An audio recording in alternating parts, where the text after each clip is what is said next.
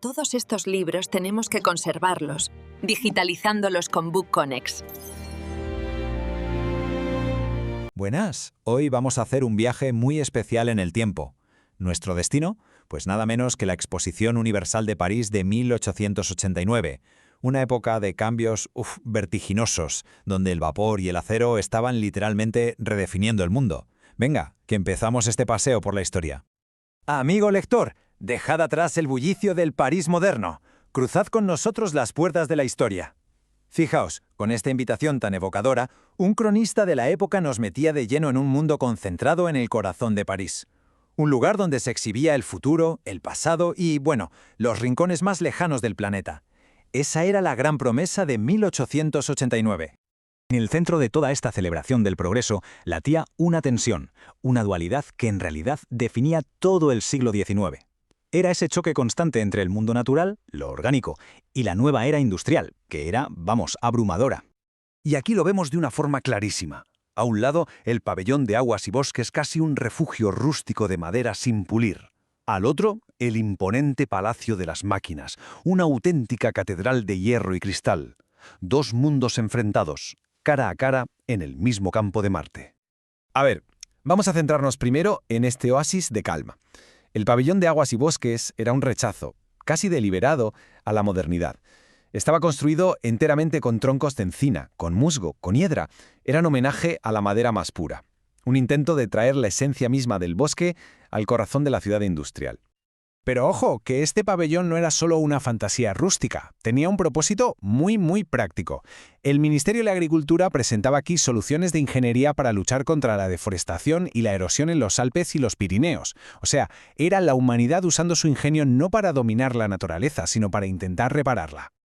Y ahora pasemos a su antítesis total, el Palacio de las Máquinas. Con sus 420 metros de largo, era la estructura de hierro más grande del mundo. Imaginaos, podía albergar a un ejército de 30.000 hombres.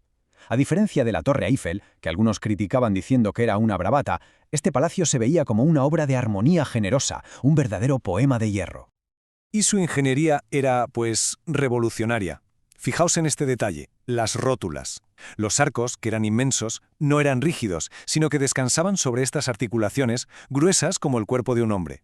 ¿Y para qué? Pues para permitir que el metal se dilatara y se contrajera con la temperatura sin que todo se viniera abajo. Una solución tan sencilla como genial. Una fusión perfecta entre ciencia y arte. Entrar ahí dentro tenía que ser una experiencia abrumadora.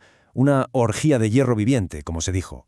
El rugido del motor Farkot, el vértigo de las 20.000 bombillas de Edison por la noche, el ir y venir silencioso de los puentes eléctricos por encima de las cabezas, era un espectáculo total que demostraba el poderío industrial de la época.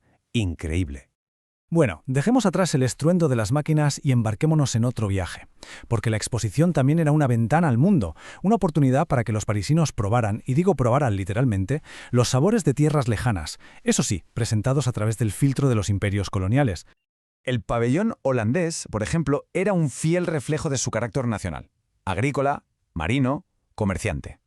Daba una imagen de elegancia seria, limpia, honesta. Pero claro, esta imagen tan metódica de Ámsterdam contrastaba radicalmente con el exotismo que mostraban de sus colonias, como Java. Aquí la historia se contaba en una copa. Destilerías legendarias como Bols, fundada en 1575, ahí es nada, mostraban su alquimia.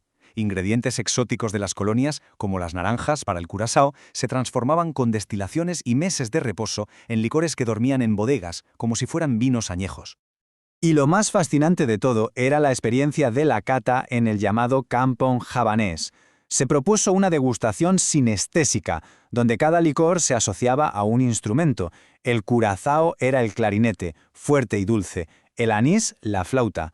¿Nos hacemos una idea? Probar un licor y escuchar un instrumento. Una fantasía muy de fin de siglo. Nuestro viaje sigue hacia el norte de África, o al menos la versión que París imaginaba. El Palacio Argelino era un palacio de magos, un espejismo de Oriente, con sus minaretes, sus patios, sus azulejos. Aunque los más puristas decían que era una mezcla de estilos sin mucho rigor, el efecto era el de un sueño exótico hecho realidad. Pero ese sueño se rompía si uno se fijaba un poco más.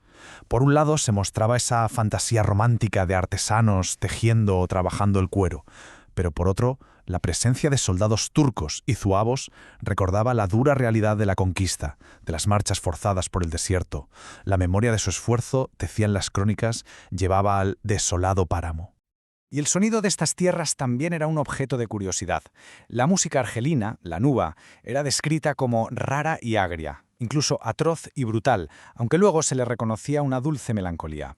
Pasaba como con el címbalo húngaro, eran músicas que desafiaban el sentido común académico, pero fascinaban por su pasión, su ritmo, su improvisación.